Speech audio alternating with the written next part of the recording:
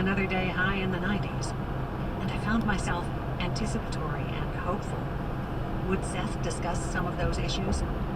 I felt again that an entire new package of session material was coming our way, and I wanted to be able to put it to practical use. See the second session, with an edited version of Rob's notes, deleting only highly personal material. The Magical Approach.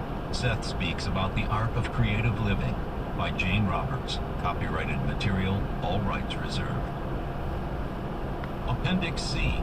Jane and Rob meet a skeptical psychologist and his magic. Jane's poem, Magic is Public as the Air. Gramercy was a psychologist and a magician, and he came to our house because he was a scientist looking for some real magic. He was a compact, dark-skinned and dark-haired person with soft, brown, large eyes that were kept half closed when he was being a psychologist, and turned larger, commanding and yet inviting when he was being a magician. Both his eyes and his hands were really too expressive for a scientist's, and he tried to be a scientist even when he was being a magician. Perhaps then, most of all. He turned on a small recorder. Classical music with a tinny quality swirled through the room. He bowed his dark head for just a moment, then lifted it, those soft eyes now. Softer and harder at the same time. His hands moved in rhythm with the music. His whole body was a marvel of motion. Shoulders, head, arms, chest. His whole trunk responding to the music.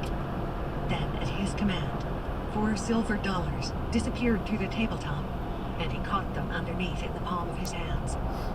Playing cards appeared and disappeared. He was in a trance of his own. So were Rob and I watching.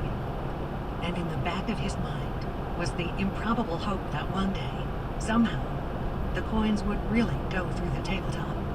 Or that something will happen to me that will prove that there is more to life than usual cause and effect, he said to us. I almost believe that there is. But in my own life, I can't find it. It's not in my bag of tricks, he went on suggestively. But if someone else told me things about myself that no one could know, why not catch yourself with knowledge you're not supposed to have? I suggested. Like precognitive information? I never have any. That's what I mean, he said. I replied, haven't you ever known that someone was going to call you just a minute before the party actually called on the phone? Or haven't you ever known that the doorbell would ring just before it did,